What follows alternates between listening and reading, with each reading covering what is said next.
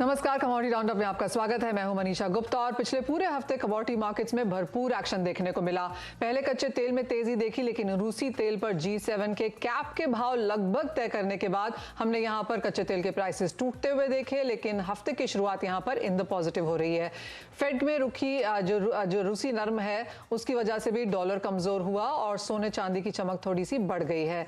Export मांग में तेजी से गवार पैक में रिकॉर्ड तेजी देखने को मिली। तो कैसा रहेगा अगला हफ्ता और महीना, इसी पर बात करने और स्ट्रैटेजी बनाने में आपकी मदद करने के लिए हमारे साथ जुड़े हैं ट्रस्ट लाइन सिक्योरिटीज के राजीव कपूर और एंजल वन के प्रथमेश माल्या। हम एग्री पर भी बात करेंगे। हमारे साथ जुड़े हैं आईएफएल सिक्योरिटीज के अनुज गुप्ता और केडिया कमोडिटीज के अजय केडिया। लेकिन बात पहले नॉन एग्रो की और सबसे पहले कच्चे तेल की, जहां पर उठापटक बहुत जोरदार रही है। इस हफ्ते के हर दिन हमने 3 से 5% के मूव्स आते हुए देखे और अगर नवंबर के महीने की बात की जाए तो 98 का हाई और नीचे में 84-85 तक के लोज हमने यहां पर ब्रेंट में बनते हुए देखे। यानी कि दोनों ही कच्चे तेल की वैरायटीज में 12 से 15 डॉलर की एक रेंज बनती हुई नजर आई है यहां पर। प्रथमेश, क्रूड में अब आपको क्या लगता है, क्योंकि ऑफ कोर्स सारे के सारे क्यूज तो यहां पर दिसंबर की शुरुआत होगी तभी आएंगे। ओपेक क्या करता है, G7 क्या करता है, यूरोपियन यूनियन क्या करती है, ये तीनों ही यहां पर इंपॉर्टेंट रहेंगे इवेंट्स देखने के लिए। लेकिन उससे पहले आने वाले अगले एक हफ्ते के लिए कैसे करें कारोबार? आई थिंक क्लियरली ऑयल एक ऐसा काउंटर है जिसमें सारे ग्लोबल इवेंट्स का इम्पैक्ट गिरता है। खासकर चाइना की तरफ से जो भी रिएक्शंस आते हैं वो इस काउंटर में सबसे पहले दिखाई देखने को मिलते हैं। तो प्योरली ओपेक का न्यूज, चाइना की तरफ से news, slow down, recession scenario, plus again we are moving into December, तो पॉसिबल यहाँ पे डायरेक्शन है जो क्रूड का नीचे की तरफ की जो करेक्शन हुई थी वो एक बाइंग पॉसिबिलिटी बन जाती है। 6480 के आसपास इस काउंटर में बाई करना चाहिए, 6390 का स्टॉप रखना चाहिए और ऊपर में टारगेट 6660 के रखने चाहिए। मेरे ख्याल से जो करेक्शन हुआ है वो एक अपॉर्चुनिटी बन गई है। जिन्होंने रैली मिस करी है क्रूड में, वहां पे एक पॉसिबली आपको बाइंग अपॉर्चुनिटी देखने को मिल सकती है। ऑलराइट, कच्चे तेल में खरीदारी के मौके यहां पर फिर से निकल के आएंगे। आप कैसे देखते हैं मार्केट को राजीव, और क्या कहें, आप भी कहेंगे कि एक बाइंग अपॉर्चुनिटीज जब यहां पर निकली है, जिस तरह की मुनाफा वसूली अपने हाईज से हमने यहां देखी है?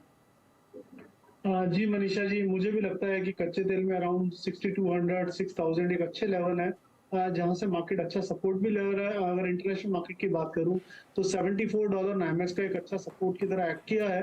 हालांकि इतनी नेगेटिव न्यूज भी आई बट मार्केट उसके नीचे जाने को सस्टेन करने को तैयार नहीं था और वहां से हमने एक अच्छा बाउंस बैक देखा। तो मुझे लगता है कि काफी हद तक जो है कच्चा तेल बॉटम आउट हो चुका है। ऑलराइट, यानी कि कच्चा तेल अपने बॉटम के करीब और यहां से खरीदारी की राय आने वाले हफ्ते के लिए। तो ये तो दोनों ही एक्सपर्ट्स मानते हैं कि बाइंग स्ट्रैटेजी आपको यहां पर अपनानी चाहिए।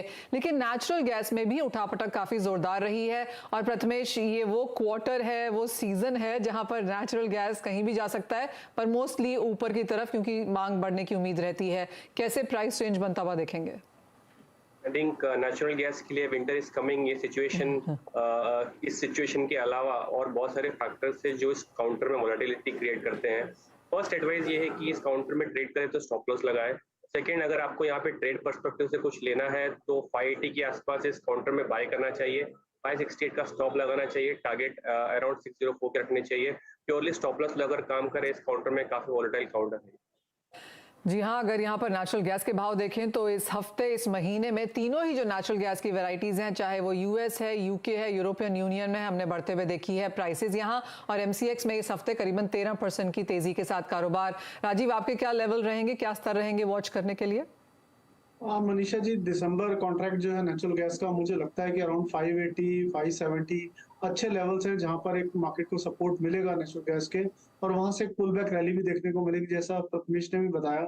मुझे भी लगता है कि करेक्शन जो है अराउंड 660 के लेवल से आ रही है, विच कैन कंटेन्ड अराउंड 580 570। तो 570 टू 580 के आसपास खरीद सकते हैं। स्टॉप लॉस जो है 550 के आसपास का मेंटेन करें। वापस से इसको 620 625 के लिए ट्रेड किया है।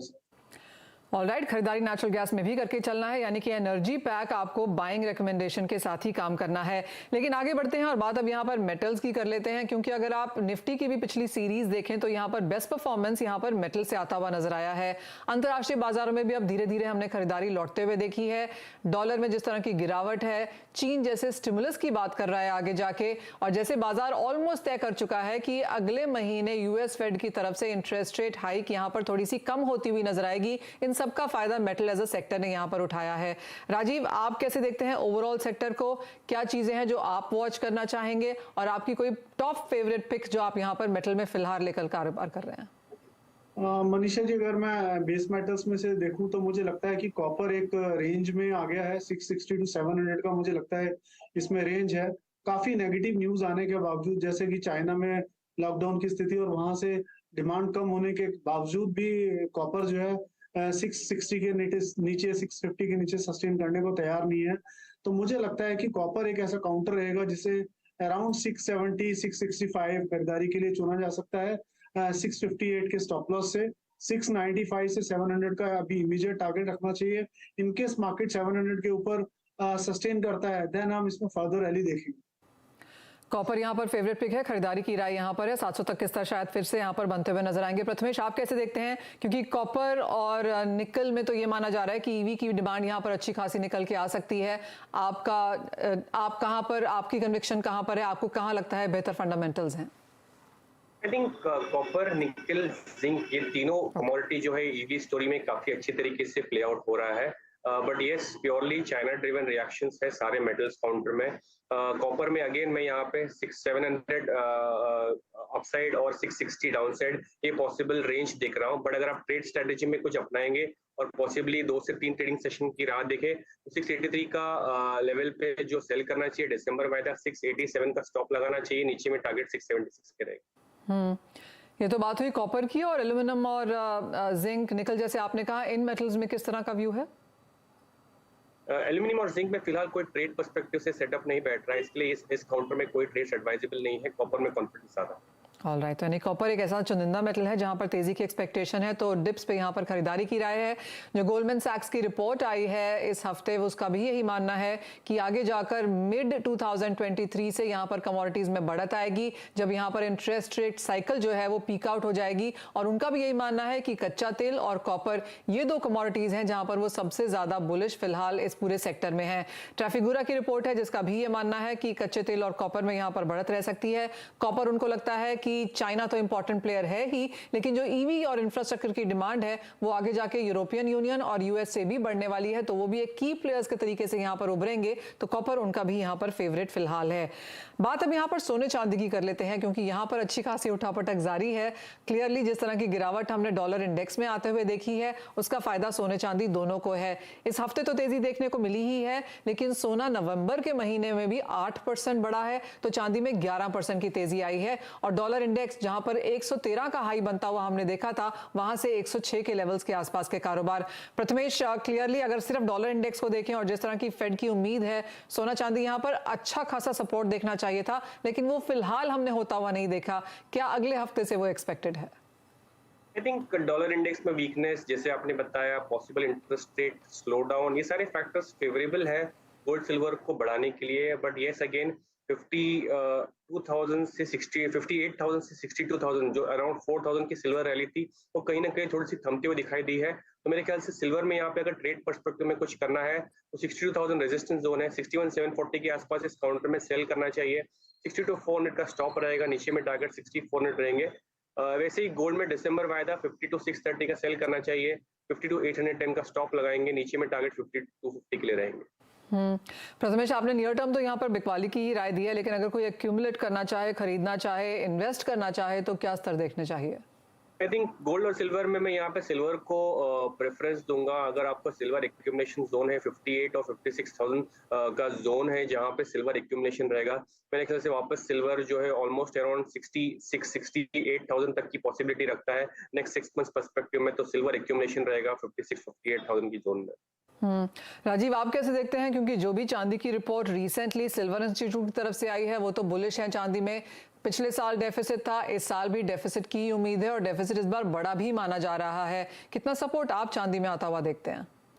मनीषा जी, बिल्कुल। ये जो अभी हम पॉज देख रहे हैं इस तेजी के अंदर सिल्वर की, मुझे लगता है कि एक शॉर्ट टर्म में जो इतनी बड़ी तेजी आई उसको एक मार्केट कंसोलिडेट करता हुआ दिख रहा है और ऊपर का फिर से ब्रेकआउट देखने को मिल सकता है। अगर 63,000 के ऊपर चांदी क्लोज करती है तो मुझे लगता है कि एक बड़ा मोमेंटम गैदर करेगा चांदी और बहुत ही जल्दी 63,000 की क्लोजिंग के ऊपर हम इसे 65-66,000 ट्रेड होते हुए देखेंगे, और 62,000 का इस केस में स्टॉप लॉस लगाना चाहिए।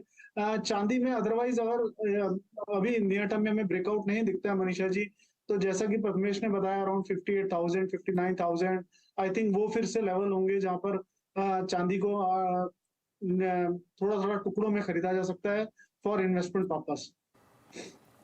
ऑलराइट, इन्वेस्टमेंट के तौर पे चांदी थोड़ी थोड़ी खरीदनी चाहिए, लेकिन बहुत ही नियर टर्म में कुछ मुनाफा वसूली सोने चांदी दोनों में देखने को मिल सकती है। ब्रेक में जाने से पहले आप दोनों से एक करेंसी व्यू भी लेना चाहेंगे, क्योंकि सभी कुछ यहाँ पर डॉलर पे डिपेंडेंट है। तो प्रथमेश, क्या रिव्यू है, क्या डॉलर अपनी तेजी खत्म कर चुका है, और इस साल के अंत तक जहां पर अब महीना सवा महीना बचा है, कैसे देखते हैं dollar index? I think clearly यहाँ पे 83 जो जोन है वो एक रेजिस्टेंस के तौर पर दिख रहा है, समझ में आ रहा है। तो अगर यहाँ पे रेंज की बात करें नेक्स्ट 1 मंथ के लिए 81 नीचे की तरफ में, 83 ऊपर की तरफ में, ये दो रेंज को प्ले आउट करेगा और ये रेंज को वॉच आउट करना जरूरी है। दोनों ही साइड में ये ब्रेकआउट जोन है और ब्रेकडाउन जोन। और आप कैसे देखेंगे इसे राजीव? मनीषा जी, मुझे डॉलर इंडेक्स में ऐसा लगता है कि 104 104.50 अच्छे सपोर्ट जोन है, वहां से एक थोड़ा सा बाउंस बैक देखने को मिल सकता है।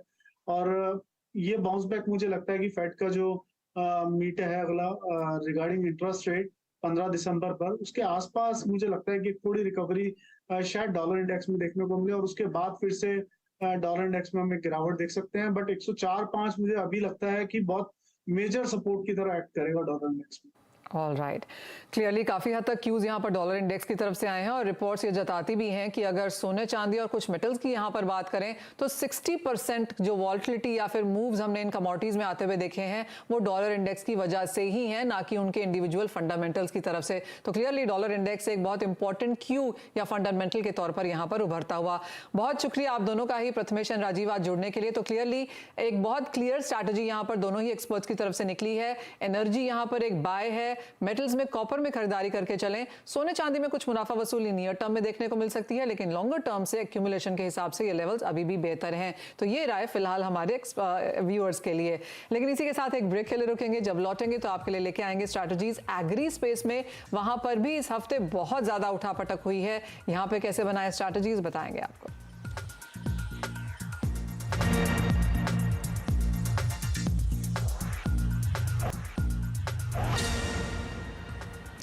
हमारे साथ हमारे मेहमान तैयार हैं, अनुज गुप्ता और अजय केडिया। आप दोनों का स्वागत है, और शुरुआत यहां पर गुआर के साथ ही कर लेते हैं, क्योंकि पिछला एक और हफ्ता ऐसा रहा है जहां पर यहां बहुत उठापटक देखने को मिली।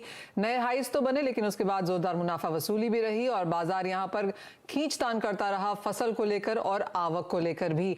अजय, आपसे जानना चाहेंगे कैसे देखते हैं अब एक और हफ्ता बीत जाने के बाद, क्या कुछ क्लैरिटी है, और आने वाले हफ्ते के लिए क्या स्ट्रैटेजी बनाना चाहेंगे आप?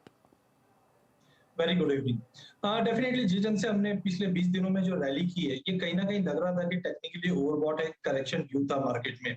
तो रिसेंटली हमने 2 दिन पहले करेक्शन भी आते हुए देखा, बट फंडामेंटल में कोई चेंजेस नहीं हुआ है। आई थिंक जो अराइवल्स है वो काफी ज्यादा मिनिमल हुए हैं। एक्सपोर्ट डिमांड अच्छी रहने की उम्मीद है आगे भी।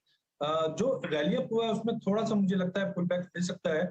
5600 के करीब हम गवार लेके चल सकते हैं, जो मुझे लगता है कि 6500 का लेवल अगले 10-15 दिन के अंदर दिखा सकता है। वहीं गवार गम और गवार सीट रेशियो है, ये 2 के ऊपर आ चुकी है, विच मींस गवार गम आउट परफॉर्म करेगा गवार सीट को। और यहाँ पे हमें लगता है कि प्राइसेस अगर 11800 तक का पुल बैक दिखाता है तो which is going to be a good to add again. ऊपर में 12800 तक का लेवल देखने मिल सकता है। ओके, यानी कि खरीदारी की राय यहाँ से भी है, और गुआर गम गुआर सीड को यहाँ पर आउट परफॉर्म कर सकता है। अनुज, आपके क्या लेवल्स हैं, और आपको भी लगता है कि खरीदारी करके यहाँ पर काम करना चाहिए, और कितनी बढ़त यहाँ पर देखने को मिल पाएगी? जी मनीषा जी, मुझे लगता है कि ग्वार सीड के अंदर खरीदारी का ट्रेड बनाया जा सकता है। लास्ट मंथ भी हमने बाय रिकमेंड किया था, तो अगेन उसी ट्रेंड में आता हुआ दिखा है। हमें लगता है कि हालांकि ओवरबॉट की वजह से एक प्रॉफिट बुकिंग आया है, साथ में हमने लास्ट वीक में वो सरकारी आंकड़ा जारी होने के बाद एक करेक्शन आते हुए देखा था। हमें लगता है कहीं ना कहीं ये 5600-5700 के आसपास एक बॉटम आउट हो सकता है, तो वहां पे ग्वार सीड में खरीदारी का ट्रेड बना सकते हैं। 5450 पे स्टॉप लॉस लगाएं, टारगेट अगेन 6100 तक देखने को मिल सकता है।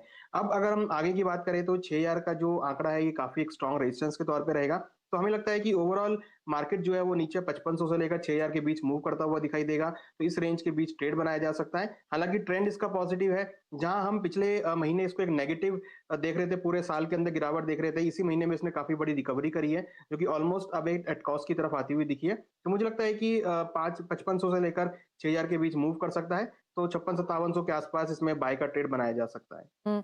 अनुज, एक बात जो सब पूरा बाजार कह रहा है गुआर को लेकर, वो ये कि किसान ऊंचे भावों में यहाँ पर माल लेकर आते हैं, जितनी बार भाव नीचे गिर जाते हैं उतनी बार वो रोक लेते हैं। तो क्लियरली हम दोनों साइड का एक बैलेंस यहाँ पर बनता हुआ देखेंगे। अगर भाव चढ़े तो माल आएगा, गिरे तो वो रोक लेंगे। तो अगले 1 महीने के लिए, 2 महीने के लिए, जब तक ये आवकें बाजार में आती रहेंगी, क्या एक ओवरऑल रेंज बन सकती है?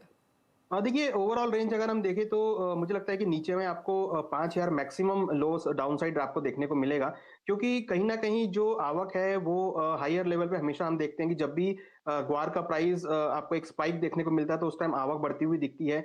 और जिस तरीके से सरकारी आंकड़ा देखने को मिला है, या फिर अगर हम फिजिकल मार्केट की बात करें तो वहां पर भी पिछले साल के कंपैरिजन में इस बार क्रॉप ज्यादा ही है। तो कहीं ना कहीं जो ओवरऑल पिक्चर दिखा रही है वो ये दिखा रही है कि पिछले साल के मुकाबले जो क्रॉप साइज है वो ज्यादा है। और दूसरा, ऑलरेडी लोगों के पास काफी ग्वार सीड काफी समय से होल्ड भी रहता है, तो जनरली ये वेट करते हैं हायर प्राइस का, और जब भी हायर प्राइस मिलते हैं तो वो प्रॉफिट बुक करने से चूकते नहीं है। वही हमने इस बार भी देखा कि जैसे ही भाव 6200 के आसपास गए, वहां अगेन एक सेलिंग प्रेशर आता हुआ देखा गया। और वहीं मुझे लगता है कि अगेन जब प्राइस ओवरऑल लगने लीजिए 5400-5500 के आसपास आएंगे, तो वहां पर अगेन हम एक्यूमुलेशन आते हुए देखेंगे। तो एक ब्रॉड रेंज अगर बात करें तो नीचे में 5000 और ऊपर में करीबन 6500, ये मुझे लगता है कि रेंज रहेगी, जो कि आने वाले 1 से 2 महीने के लिए भी वैलिड हो सकती है। ऑलराइट, तो ये बात हुई गुआर सीड और गुआर गम की, जहां पर खरीदारी की राय दोनों ही एक्सपर्ट्स की तरफ से आती हुई। लेकिन रुख अब कॉटन का कर लेते हैं, क्योंकि यहां पर बहुत बड़ी तेजी और उसके बाद भारी मुनाफा वसूली के बाद अब हमने देखा है कि भाव यहां पर थोड़े से अटकते हुए नजर आए हैं। फसल तो ठीक ठाक है, लेकिन यहां पर भी माल इतनी तेजी से बाजारों में आता हुआ नजर नहीं आ रहा। पिछले साल के मुकाबले अगर अब देखें तो परहैप्स 15% माल आवक के हिसाब से यहां पर कम ही आया है। अजय, कैसे देखते हैं ये सिनेरियो, और जिस तरह के फिलहाल प्राइसेस हैं, इंटरनेशनल क्यूज हैं, कॉटन कहां जा सकता है? देखिए भाई, मुझे लगता है कि जब भाव में तेजी आई थी तो ये उम्मीद थी कि प्रोडक्शन बहुत बम्पर आने वाला है, बट ये चीज क्लियर है कि 340-41 तो इनिशियल फिगर्स है। और साथ में अक्टूबर और नवंबर 15 दिन की अगर हम अराइवल्स की बात करें as compared to previous year, तो काफी कम है, जो क्लियरली शो कर रहा है कि farmers are not eagerly ready कि करंट भाव पे मैं बेचूं माल। और साथ में मुझे लगता है कि अब तक हम लोग जो रिसेशन का फियर देख रहे थे वो कहीं ना कहीं अब कम होता हुआ दिखाई देगा। और आगे डिमांड यार्न मार्केट में भी मैंने जैसे बात की तो काफी टाइट होने की उम्मीद है आगे जाकर। तो मुझे लगता है अभी जो मार्केट में जंप आया थोड़ा कंसोलिडेट हो सकता है अगले 8-10 दिन अराइवल्स को देखते हुए। बट एनी हाउ, अगर मैं सप्लाई सिचुएशन या बैलेंस शीट देखूं ग्लोबल मार्केट में भी, तो 2% का प्रोडक्शन का जंप देख रहे थे as per USDA. But Pakistan और इंडिया की जो फील्ड में ड्रॉप है, इंक्लूडिंग यूएस के वेदर में जो कंसर्न था, उसको देखते हुए बैलेंस शीट आगे जाके टाइट ही रहना है। तो may be a pullback toward 31,500 possible on MCX, but overall मुझे लगता है कि प्राइसेस इमीडिएट तो 33,500 है, बट अगर 2 से 3 महीने की बात करें तो मुझे लगता है कि जो क्रॉप साइज हम 340 देखते हैं, ये रेक्टिफाई होकर अराउंड 330-335 के बियॉन्ड अगर आती है, नियर बाय आती है, तो प्राइसेस को सपोर्ट मिलेगा, जो मैं समझता हूँ कि 35-36 का लेवल हम जनवरी एंड तक देखेंगे। बट टाइमिंग अराइवल पे डिपेंडिंग रहेंगे, अगले 7-8 दिन के अराइवल प्रेशर आता है या नहीं। But overall buy on drop की स्ट्रेटेजी कॉटन में बना के चलनी चाहिए। ऑलराइट, तो वो एक रेंज भी है और बाय एंड डिप्स की स्ट्रैटेजी भी है, लेकिन इसका एक और भी पहलू है, और वो है एक्सपोर्ट के नंबर्स, जो कि पिछले साल के कंपैरिजन में काफी कम है। तो इवन एज आवक बाजार में कम आ रही है, क्योंकि हमारे भाव करंट लेवल्स पे भी हाई हैं, तो एक्सपोर्ट पिछले साल के कंपैरिजन में कम है। इसका क्या असर प्राइसेस पे रह सकता है, अनुज? देखिए, डेफिनेटली जो एक्सपोर्ट कम हुआ है उसका असर भाव पे रहेगा। और हमने देखा है कि इस साल अगर आप देखेंगे तो कॉटन में बहुत बड़ा मूव देखने को मिला है, जहां हमने एक कमोडिटी को 50,000 के रेट पे आते हुए देखा था, वो सडनली 30,000 के रेट पर आ गई। तो 20,000 रुपए का मोमेंटम कॉटन में देखने को मिला, जो कि डेटा की वजह से ही है, क्योंकि क्रॉप अगर हम एस्टिमेट देखें तो कहीं भी ऐसा कुछ क्लियर देखने को नहीं मिला था। और अभी भी अगर हम देखें तो क्रॉप की जो फिगर्स है वो असमंजस में है। तो कहीं ना कहीं मुझे लगता है कि अभी जो मोमेंटम है वो आपको काफी वॉलेटाइल देखने को मिलेगा। हालांकि प्राइस काफी लोअर लेवल पर आए हैं, हमने पूरे ही कॉटन पैक में पिछले 15 दिनों में एक अच्छी खासी रिकवरी आते हुए देखी है। मुझे लगता है कि एक्सपोर्ट कम होने की वजह से, हालांकि आगे एक्सपेक्टेड है कि जो एक्सपोर्ट है वो आगे बढ़ सकता है, तो हमें लगता है कि उसके चलते आपको पूरे ही कॉटन पैक में अगेन एक रिकवरी का माहौल आते हुए देखने को मिलेगा। ऑलराइट, तो ये तो बात हुई कपास और कॉटन की भी। अब आगे बढ़ेंगे और बात यहाँ पर मसालों की कर लेते हैं, जहां पर ये हफ्ता थोड़ा सा मुनाफा वसूली वाला रहा। चाहे वो हल्दी थी, जीरा या धनिया, तीनों ही यहाँ पर हमने कुछ गिरावट आते हुए देखी। अजय, ज्यादातर कमोडिटीज में बढ़त, एटलीस्ट खाने पीने वाली कमोडिटीज में बढ़त इसलिए भी है क्योंकि सर्दियों का सीजन है, फेस्टिवल सीजन है, शादियों का सीजन है, लेकिन इन सबका बहुत ज्यादा असर मसालों पे पड़ता हुआ नहीं दिखा। देखिए, मसाले में मुझे लगता है कि दो इंपॉर्टेंट फैक्टर है। एक तो सोइंग, जिस ढंग से ऊंचे भाव है तो सबकी उम्मीद यही है कि इस बार बम्पर सोइंग होनी है, लेट इट बी जीरा और धनिया, खास करके धनिया में। बट आई थिंक ये चीजें ऑलरेडी मार्केट डिस्काउंट कर चुका है। सेकेंडली, धनिया के केस में हमने इंपोर्ट्स काफी देखे थे, ये एक फैक्टर था जिसकी वजह से धनिया में हमने एक अच्छा खासा करेक्शन भी आते हुए देखा। गवार कप में जो सर्किट लगा उससे सेंटीमेंट भी खराब हुए। बट कहीं ना कहीं अगर हम थोड़ा लंबा व्यू लेके चलते 2 से 3 महीना खाली, तो हम पहला चीज है जो सोइंग हो भी रही है अच्छी, उसके अराइवल जो आने हैं, हार्वेस्टिंग जो होने हैं वो मार्च मंथ में होनी है। तो दिसंबर, जनवरी, फरवरी 3 महीना हमारे सामने है और यहाँ पे बैलेंस शीट डेफिनेटली टाइट होगी, क्योंकि जो इंपोर्ट्स है उसके अगेंस्ट हम देखें तो डोमेस्टिक मार्केट में 32 लाख शादी है, यहाँ पे भी कंजम्पशन बढ़ता हुआ दिखाई देगा। तो नो डाउट पिछले हफ्ते, ये हफ्ते में जो हमने गिरावट आती हुई देखी है, अब प्राइसेस संभलता हुआ दिखाई देगा। जो मुझे लगता है कि जैसे हम दिसंबर मिड तक एंटर करेंगे तो प्राइसेस वापस धनिया में 10,800 का लेवल तोड़कर 11, 11.5 तक दिखा देगा। वहीं जीरा टोटली डिपेंड कर रहा है अभी चाइना पे। जिस ढंग से हमारी उम्मीद थी कि चाइना ओपन अप होगा, 22 जनवरी से न्यू ईयर हॉलीडे रहेगा चाइना में, तो डिमांड इंप्रूव होते हुए दिखाई देगी, जो हमने पिछले साल भी देखी। बट अब वापस बीजिंग में जो लॉकडाउन लगा है उससे थोड़ा सेंटीमेंट खराब हुआ है, तो 2 दिन से जीरे में हमने गिरावट देखी। बट इन ऑल अगर एज कम्पेयर टू धनिया, जीरे के अंदर कॉम्पिटिशन बहुत है, चाहे सौंफ, इसबगोल, वीट और साथ में अगर हम अदर कमोडिटीज देखें तो यहाँ पे हम कंपटीशन ज्यादा देख रहे हैं। तो आई थिंक एक्स्ट्रा ऑर्डिनरी कोई बड़ा फॉल दिखाई नहीं दे रहा है। हो सकता है ये हफ्ते में जो गिरावट देखी, अगले हफ्ते से चाइना मार्केट भी, आज हमने देखा कि रेट्स के अंदर कुछ स्टिमुलस देने की बात चाइना की तरफ से हो रही है। तो अगर सेंटीमेंट चाइना का इंप्रूव होता है तो जीरे को जरूर सपोर्ट मिलता हुआ दिखा है। तो I am very good, very happy कि अगर हायर साइड में देखें तो हम 24,500 तक का लेवल आने वाले हफ्तों में देख पाएंगे। जीरा और धनिया दोनों बाय और ड्रॉप रख के चलिए। शॉर्ट टर्म में वॉलिटिलिटी है, बट अगर महीना 2 महीने का व्यू लेके चलते हैं तो अच्छे रिटर्न बन सकते हैं। ऑलराइट, तो वो तो ये पूरे मसाले पैक की बात, लेकिन जाने से पहले एक व्यू खाने के तेलों का भी लेना चाहेंगे अनुज, जहां पर इस हफ्ते मुनाफा वसूली देखने को मिली। देखिए, मुझे लगता है कि जो मुनाफा वसूली एक मौका है खरीदारी करने के लिए, क्योंकि जिस तरीके से चाइना में स्टिमुलस पैकेज की बात चल रही है और भारत में देखें तो कहीं ना कहीं शादियों का सीजन भी है, तो डिमांड यहाँ पर बढ़ सकती है। प्राइस ऑलरेडी काफी लोअर लेवल पर है। मुझे लगता है कि जो खाने के तेल है आने वाले दिनों में आपको एक अच्छा रिटर्न आते हुए देखेंगे। आने वाले 2 महीने काफी ऑप्टिमिस्टिक है। जिस तरीके से चाइना को स्टिमुलस पैकेज मिलेगा और जिस तरीके से इकोनॉमी धीरे धीरे स्लो डाउन से बाहर आती हुई दिख रही है, तो यहाँ पर एक डिमांड का सिनेरियो रहेगा। तो मेरा व्यू है कि आपको आने वाले 2 महीनों में अच्छी खासा मोमेंटम एडिबल ऑयल में देखने को मिलेगा, जहां पर एक पॉजिटिविटी आती हुई दिखाई देगी। राइट, खरीदारी की राय इन्फ्लेशन के हिसाब से तो बहुत अच्छी खबर नहीं है, लेकिन हमारे दोनों ही एक्सपर्ट्स ये मानते हैं कि चाहे वो गुआर सीड है, कॉटन है, मसाले हैं, खाने के तेल हैं, सभी जगह आपको हल्की सी बढ़त के साथ ही कारोबार करना है, यानी कि खरीदारी की पोजीशन में ही रहना है। बहुत शुक्रिया as always Anuj and Ajay आपका भी साथ में जुड़ने के लिए और उन तमाम कमोडिटीज पर अपने फंडामेंटल्स एंड टेक्निकल एनालिसिस बताने के लिए। मुझे दीजिए इजाजत, ब्रेक के बाद लेकर आएंगे CNBC आवाज की तरफ से आवाज समाचार।